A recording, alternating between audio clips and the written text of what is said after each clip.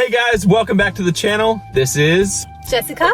And this is Eric, your California driver. Today, we're going to talk about when to accept and when to decline dashes. In this video, we're going to go over the criteria that we use to determine whether we accept or decline a dash. There are many dashers out there who accept every single dash out of fear of their acceptance rate dropping too low and them getting kicked off the platform. We first of all want to dispel that fear and let you know that there is no minimum acceptance rate. In fact, sometimes our acceptance rates are in single digits.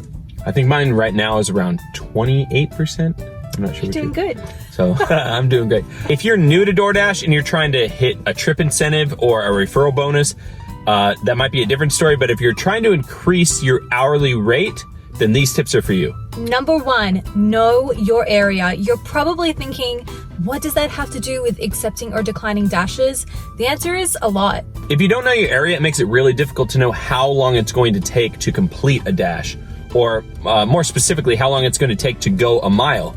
If you're in an urban downtown setting, it could take 4 or 5, possibly 6 minutes to drive a mile, where if you're in a rural or suburban setting, it might only be 1 or 2 minutes, depending on if you have the freeway or disposal. The reason why this is so important is because we need to know how long it's going to take from start to finish on a dash in order to determine if it's worth our time. If it takes you exponentially longer to drive a mile in your area, you may want to stick to dashes where the delivery distance is much shorter. Number two, dollars per mile. This will certainly vary depending on where you live. Here in California, our rule of thumb is $2 per mile.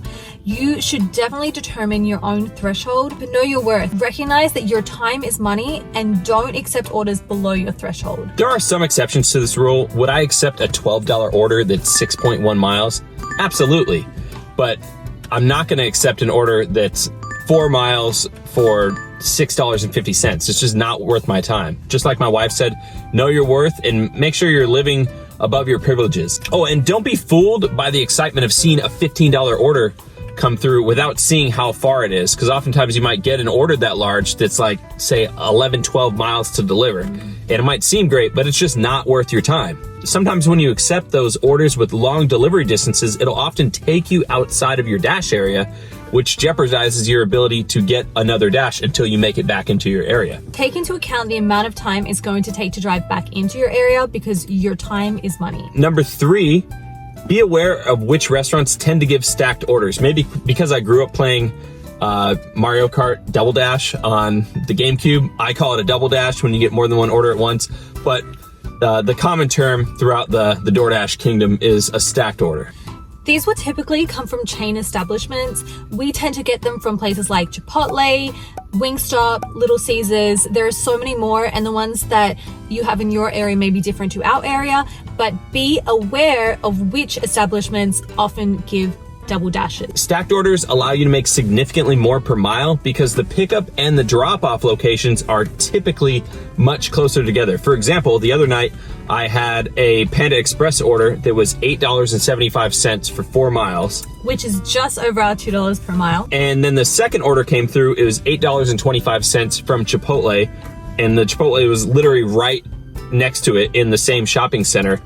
And the delivery drop-off was an extra 2 miles. So wouldn't you think that $17 for 2 dashes that takes you only a few extra minutes to drop off is worth your time? I think so. This factors back into the know your area, because if you do, you'll know where these groupings of restaurants are that dole out the illustrious double dash. Not every chain will give you a stacked order, especially when that restaurant is not near any other restaurant. So know your area and you're more likely to get a stacked order. Number 4, know which restaurants consistently prepare orders on time and which ones consistently are late. Although we typically go by our $2 per mile rule, some restaurants might be offering, say, $10 for 3 miles. But if you know that that restaurant is typically either really busy or really slow and really late with getting their food done, then it's probably not worth the $10 if you're gonna spend 30 minutes waiting inside of the restaurant. Some restaurants like Burger King don't even start preparing the food until you arrive. This does 2 things. One, it makes it so your delivery time rate can go down if you're not delivering your orders within the time that DoorDash has set. And your ratings on the app will go down by people being frustrated that it takes you a long time to get there, especially if you're behind a ton of people in the drive-thru line. You may not be able to master this overnight, but wait times at restaurants are going to be your #1 killer to your earnings on the road.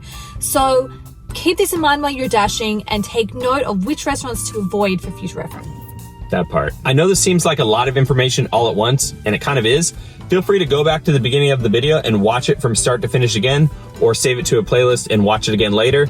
I promise this is not just us rambling, this is real life experience we're passing on to you. Also, make sure to subscribe to both of our channels. This channel is specifically for tips and tricks as well as ride-alongs with us while we're doing either rideshare or DoorDash.